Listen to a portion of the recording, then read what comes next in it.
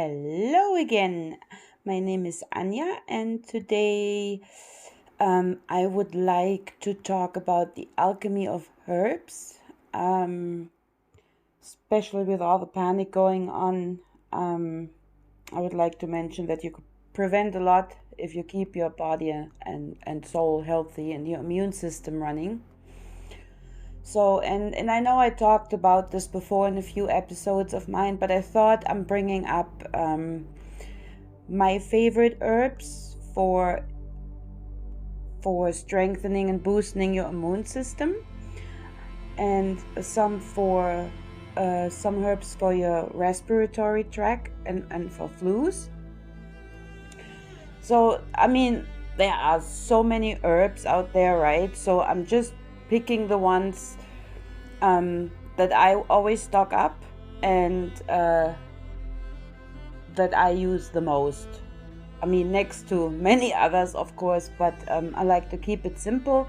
So I just picked a few. So, and of course, which I talked about before as well, you can always disinfect your rooms, your living area with smudging. So if you smudge with sage, juniper, myrrh, frankincense, and rosemary, this is equal a disinfection spray, especially if you had sick people around or snot-nosed kids, it really helps. And juniper was even used to smudge the streets back in the Black Past. So, and before I start, also very important is also your heart chakra. Make sure your heart chakra is doing well, it's not blocked. So what I'm saying is, this is where we release our inner light, our love, our happiness, right? So and if this is full with fear and stress, you will get sick. It will just weaken your immune system, because body and soul are connected, as we know, right? So, and the saying, stress is a silent killer, I mean, it has a point. And also, our issue, the 5G, I mean, this is of course a tough one, right? Especially if you live in a city like me. I mean, there is not much you can do except turning it off at your home, getting rid of it, or wrap everything up in foil. I'm not kidding. So, especially if you depend on it job-wise, right? Also, you have the possibility to put up crystals next to your Wi-Fi devices, like tourmaline or shungite, for example. That's what I do. It keeps those energy waves a bit off. So, I mean, the best thing we can do all is move to the country, but not everyone can afford it, right? Or is in a position to do that. So, that's why, I mean, keep your vibration high with your heart chakra and everything else. And that will help if you raise your frequency. And this is an exercise you just have to learn over your heart chakra and all the other chakras. But for today, I wanted to talk about the herbs. I mentioned the heart chakra in my last videos a bit, and with the breathing exercise, how you can do it. And then maybe next week I go a bit into how to raise your frequencies with certain energies. So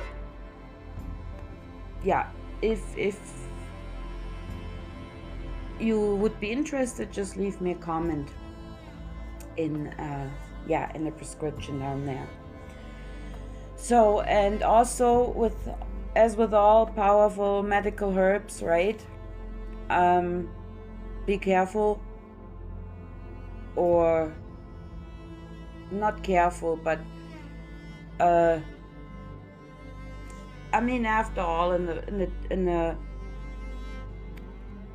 certain dosage, they do work like, I mean, they are medicine, right? So what I do usually, if I have a issue that I need to fight, I never take it longer than 6 weeks, and then after I switch and I drink another tea with a similar effect, and for a few weeks, and then after you can drink the other one again for 6 weeks. So this pause that you do prevents like any long-term effects, and but it will have the desired effect, you know, that you wish. And of course, like I mean, it takes a enormous amount of herbs in order to get sick. You just should take them with cautious, right?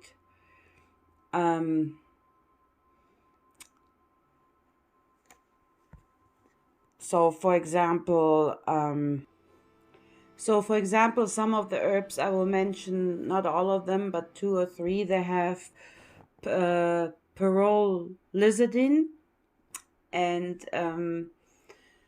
and back in the 1988, the German Federal Health Office kind of put a suspension of the approval of coltsfoot, for example, and all other plants, medical plants that had that pyrrolizidine. And this was triggered by the death of a newborn, and the mother said she was drinking that coltsfoot tea. Later on, they found out that she was actually a drug addict, and that's what caused it. But of course, they blamed it all on the herbal medicine, right? So they finally had a reason to put a stop, an end to it, and call it poisonous and whatnot.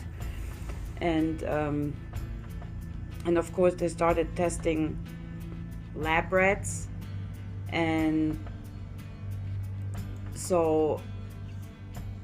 they tried to force to eat them because that could cause sickness, right? But they wouldn't eat more than 15% of it by nature, by instinct, and so they got that shit probably forced down. And as with every other plant, it can turn a substance into poison, right? Which I don't want to scare anyone off with herbal medicine. It's just the disclaimer, if you know what I mean. So, but I mean, even if you force feed coffee, beer, salt, you know, you can be sure the tester will have health problems. So give me a break. But I have to mention it for the disclaimer, right? And of course, and as well, again, I'm not a doctor. This is the experience. I deal with healing herbs for over 15 years, I would say 20 years.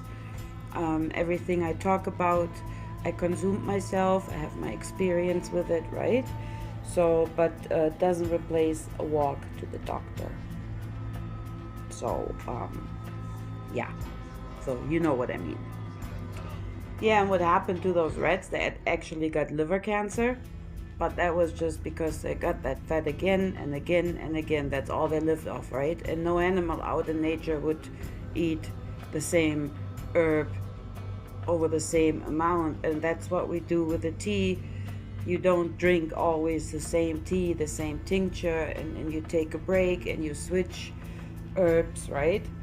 So, and plus you're not in a little cage that causes stress too. But that's just my opinion.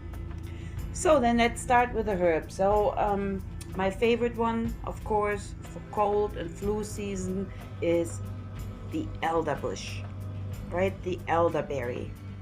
So, and yeah, if you have the flowers of the elderberry, um, it cures fever and cold because it makes you sweat, and so it pushes out all the, you know, sickness with it. Plus they're very, very high in vitamin C, very high. So if you're lucky enough and you have elderberry bushes around you, can some juice, can as much juice as you can, or even just a jam, a jelly. It doesn't matter because it's so rich on vitamin C. And oh yeah, before I forget, if you're not familiar with herbs and whatever, and you want to go out collect, I mean, I'm posting some pictures here, but take someone with you who is familiar with it if you want to harvest them yourself, because in nature every herb has a poisonous sister, and I said that before. So if you know the plant well enough, you will see the difference between them. So just make sure. And other than that, you can, all that stuff that I'm talking about now, you can buy online. You can buy it in a health store that have herbs, right? So it's all available because yeah, because I have them too. Some I pick when I'm lucky enough to find some, and yeah, some like the licorice root I'm gonna talk about, I of course buy it. So yeah, the elderberry, yeah, one of my favorite ones. Like I said, it has a lot of vitamin C, and it does so much good for you. It's very stimulating, it's a blood purifier, it's anti-inflammatory, diuretic,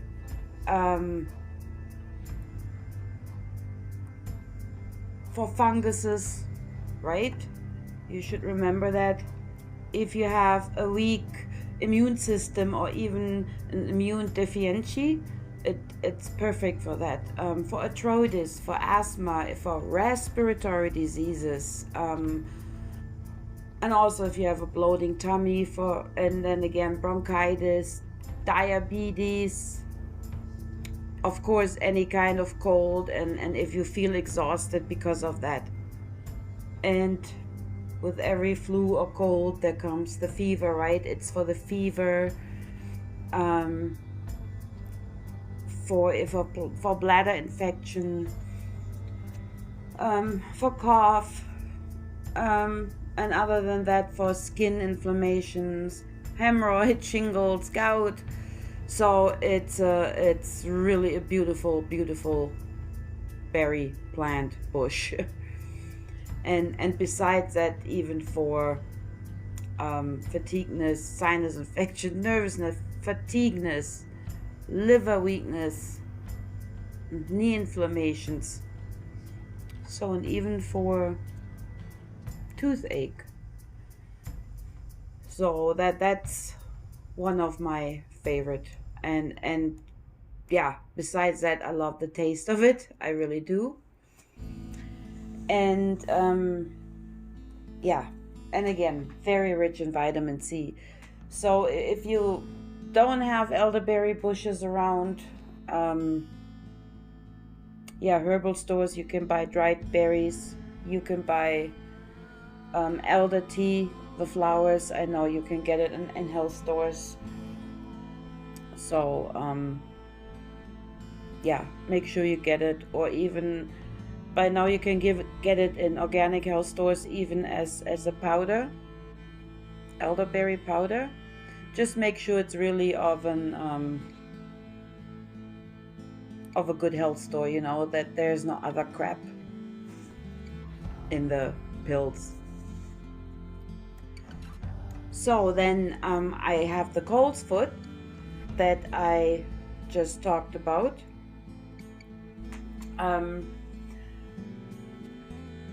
So if you look at cold foot, it almost looks a bit like dandelion, right? But of course, if you take a closer look, you will see the difference. And So, and they are also for good for your respiratory system, you know, for cough or asthma. And besides that, they're very antibacterial and anti-inflammatory, right? What else? Yeah, for asthma, of course. Again, for bronchitis, fever, cold, even for ear infection. So what I like to do is I like to make my own oil out of coltsfoot and mullein. And I used to make eardrops for my daughter, you know, when she had ear infections. Wonderful, really great. Yeah, even for pain, you know, it strengthens your nervous system.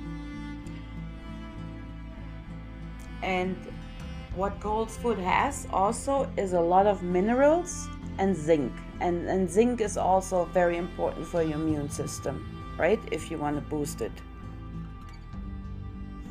So next I have the licorice root.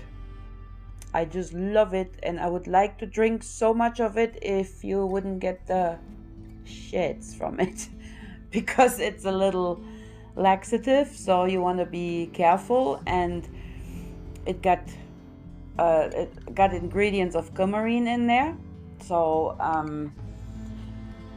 yeah, and yeah, it tastes like licorice, right? It really does. And yeah, besides cough and headaches, it helps also stomach ulcers, and strengthens you if you have low blood pressure. So if you have high blood pressure, I wouldn't recommend it, okay, because it will really spike up your blood pressure. And also it's blood cleansing, so that goes well with, you know, if you're sick and you want to get stuff out of your system, or even so it helps cures, you know, if you want to heal. And also if you have rheumatic issues, will help with it as well. So besides, it's antibacterial, it is an antibiotic, okay, listen, antibiotic in licorice root, so because of its anti-inflammatory effect, right? So yeah, and I like to take it for migraine or for stomach cramps myself, or even for colds. So next I have the ripwort. So, and this you should actually see almost everywhere. So and if you know it, you will recognize it in the early spring. So, and that's one of the most important cough suppressant, you can say, and also for wound healing. So it's great, like if you're outdoors and you cut yourself or you fell on your face because you're stupid, you can just chew a few leaves and put them on the wound. So that will help. And what that baby has, it has vitamin C, it got antibiotic substances, essential oils of course, and some other stuff, but I'm just mentioning the most important one that are important for your immune system, right? And of course it's antibacterial, but I think I mentioned that already. Oh yeah, but I forgot to mention the liver weakness, which I find important, especially you know, if you're sick and you have to get rid of bacteria or viruses. So, and that's another reason why I find certain cold or flu medications are not good, because that it takes, what they do, they flush out or try to flush out the virus or the bacteria fast, but our body cannot dissolve the medication so fast. Maybe the virus itself, but not the medication.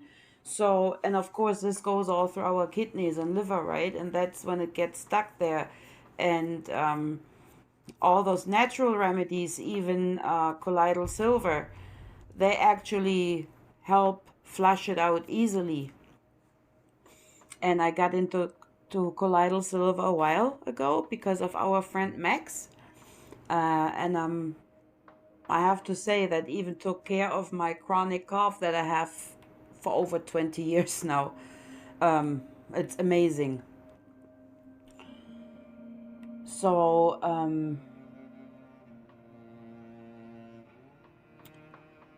yeah,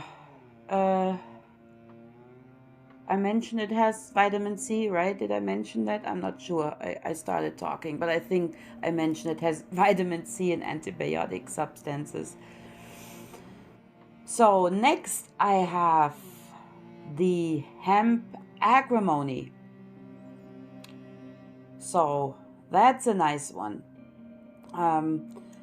But especially with this one, you really need to know when you go out and look for it, because this one for sure has a poisonous sister. You will see the difference in the flowers and in the leaves, but you got to be familiar with it, right? So I would recommend don't go pick it out by yourself. So yeah, and this is a really good immune system booster. It really strengthens it, especially for colds and flu. And so again, this is an antibiotic as well. It's antibacterial. It can support even cancer treatments. It strengthens your circulation, your immune deficiency again, really nice. The sniffles, the cold.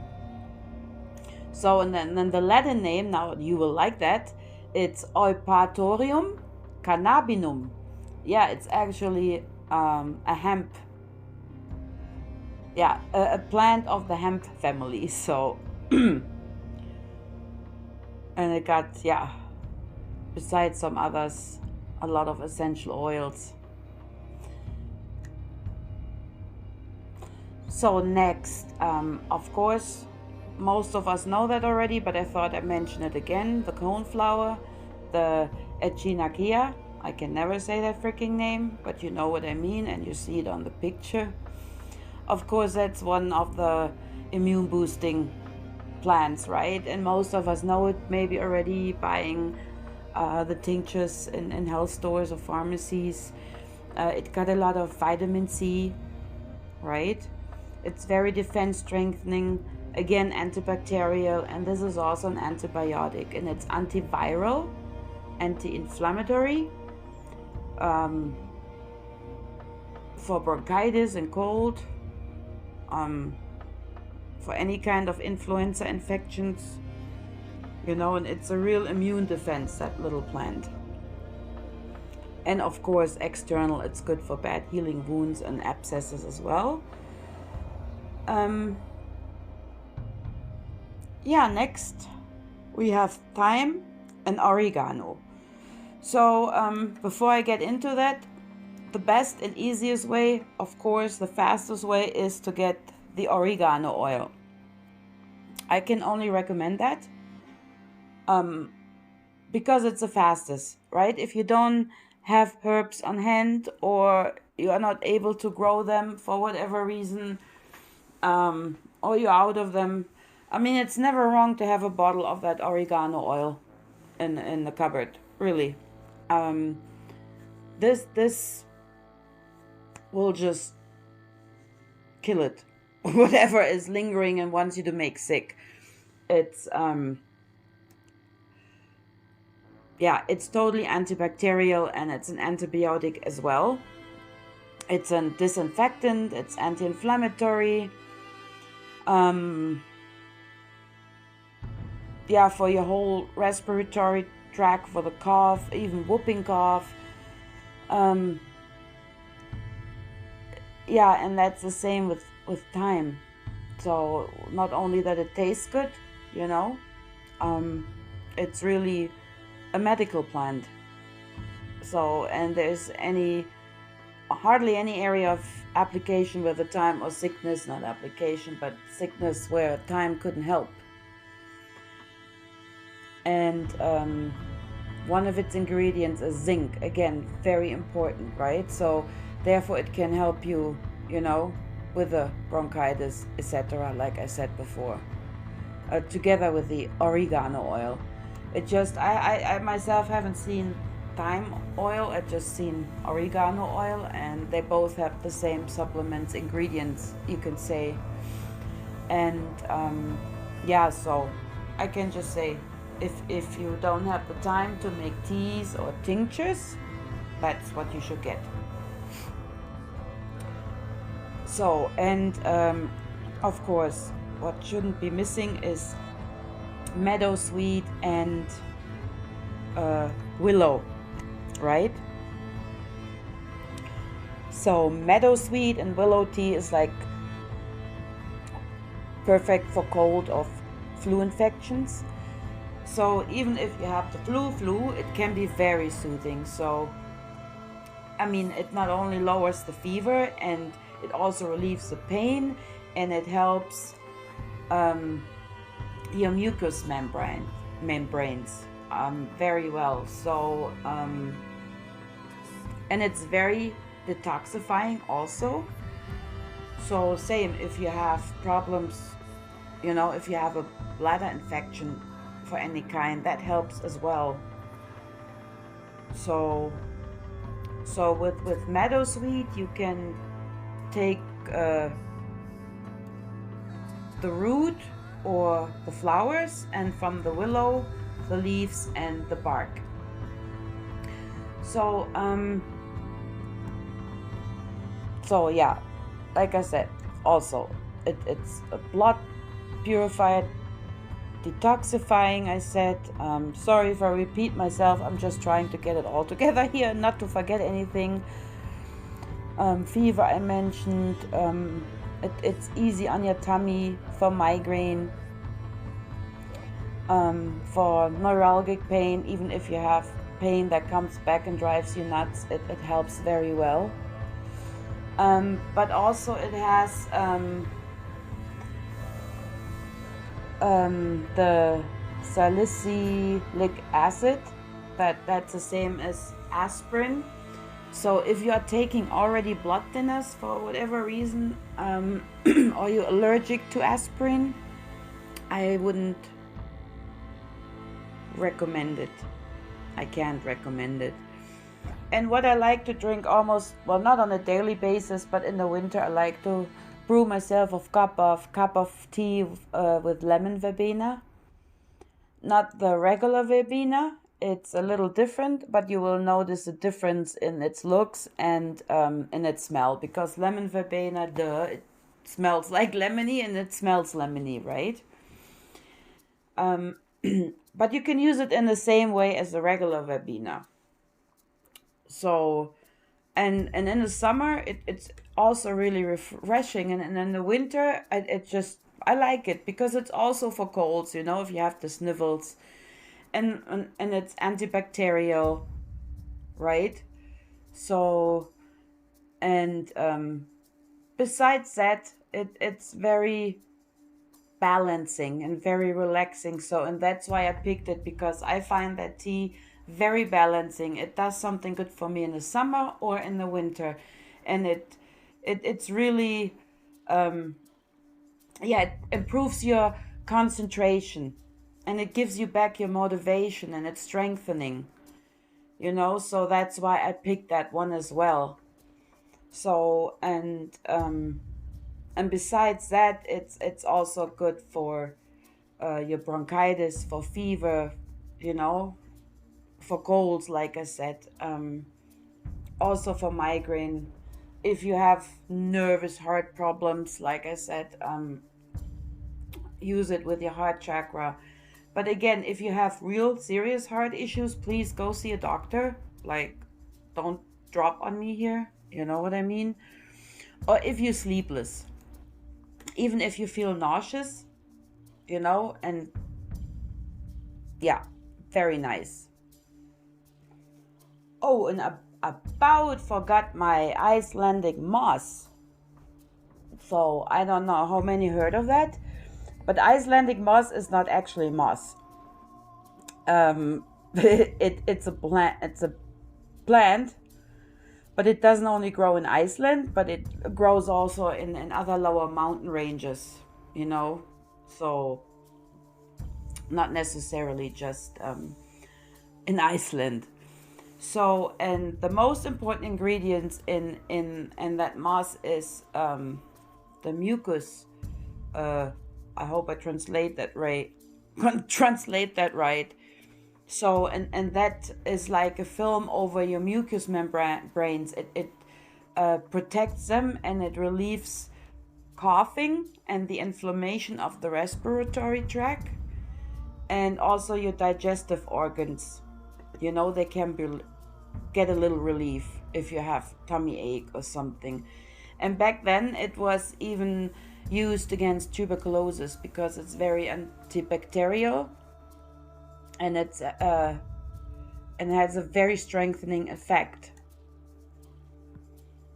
And it got iron in it and vitamins and of course essential oils, right? But again, very iron is important too for us, right? So, and therefore, since there's iron in it, it helps renew your blood. It's toning, it helps you with loss of appetite. Of course, cough, bronchitis, like I said, your upper airway catarrh, for lung infection, sore throat. What else? Bladder stone, kidney weakness, if you feel exhausted and if you're nervous, right? Also good for the mommies out there that have problems with their breast milk. It helps you with it as well. I mean, fennel does that too, but that's another one that can help you with it. So, and then also the mullein. I talked about mullein many times before. And as you can see, you've probably seen it somewhere on the side of the road, along the highway, and thought probably, oh, that's a pretty weed. Yeah, so that was the herb that I talked about that I like to take for the ear infections as well, for if I make my own oil, right? So, and that's another one that's for the inflammations in your upper airways, for cough, bronchitis, asthma, right? And it got that mucus as well in there that will relieve the cough, and of course essential oils. And it's very antibacterial, anti-inflammatory. So it's really nice. It helps definitely with the flu. It helps with fever, fatigueness, anxieties, if you're sleepless, like if you have insomnia, and many more. So but like I said, I just wanted to pick out the flu season here. And yeah, this is pretty much all I have to say to that. Like I said, my information don't replace the visit at the doctor's. You know what I'm saying? I have to say that. So yeah, and with all of them that I mentioned, you can make a tea. You can mix them to a tea, no problem at all. Make yourself a nice mix at what I like to do. I mean, with the ones that I just mentioned, just don't nilly-willy throw herbs together, but with the ones I just mentioned, you can do that. Put 1-2 teaspoons of your herb or your herb mix in a cup of tea. Let it brew for 10 with hot water. I wouldn't put brewing water on top of it, and let it sit for 10 minutes. With the willow bark, with the bark, I would recommend to put it in cold water overnight. And then when you need it, you can warm it up a bit. But that draws out really all the ingredients in the willow bark. That is my experience. Because if you boil it with other teas, it will just get very, very bitter. It takes away the taste of the other herbs in there. So if you can, separate it. Or you can make your tincture. That means you fill up a regular mason jar almost up to top with herbs, and a little bit over the middle, and then you fill it up with a good alcohol, and then let it sit for about 6 weeks in the dark, or even longer. The longer the better. Shake it between, and then fill it up in brown little bottles, Of course, that's a version that takes a little longer, but you can do it to stock up, Yeah, that was all about for now. If you have any other questions, let me know. Like I said, try to keep the balance of body and mind. Try to avoid stress and fear. Definitely fear. Don't feed into fear. Don't get stressed by the actions of others that you are not responsible for. Keep your heart chakra going, because that will bring up your frequency and your energy for sure. Maybe try the exercise that I left on my last Tivas video, if you like, of course. Not I'm saying you have to. And I will see what I do next week. I still have to catch up some Rill and Rune videos. So I don't know, or maybe I even do a show with Anna together about if she wants to. Hi Anna, if you're listening, hey, we're doing a show, okay? Yeah, about protection and bringing up frequencies and energy. Oh yeah, and I mentioned it before too. White vinegar, vinegar essence preferably. You can put it in a humidifier as well, and let it run in your house. That's also disinfecting. Of course, essential oils. If you have all that in essential oils that I just mentioned, you're good too. Frankincense, of course, if you have oils. Rosemary oil. Put it in your diffuser, not humidifier, I meant diffuser before, and let it run, That will help too. And don't get affected by panic of others. And yeah, do something for immune system. Anyways, of course, as always, vitamin C, very important. I almost forgot. The real vitamin C, you can get it in health stores too. You can I got some vitamin C's in powder form that I mix into either my yogurt or into tea or in smoothies, Lemon, of course. Of course, there are many other things. Ginger, onion, garlic, hot chilies. Chilies, they have vitamin C, if you believe it or not.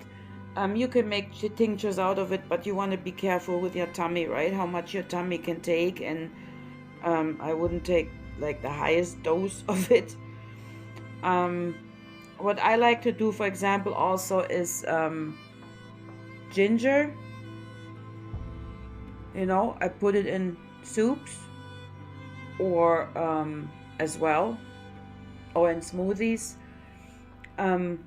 Other than that, if I have nothing on hand but an onion and ginger, cut it up, put it in a jar, put honey on it, good honey, and put it back in the fridge and let it sit there, and then you can, for a few hours or overnight, and then you can start eating a teaspoonful or 2 teaspoons full 2 or 3 times a day.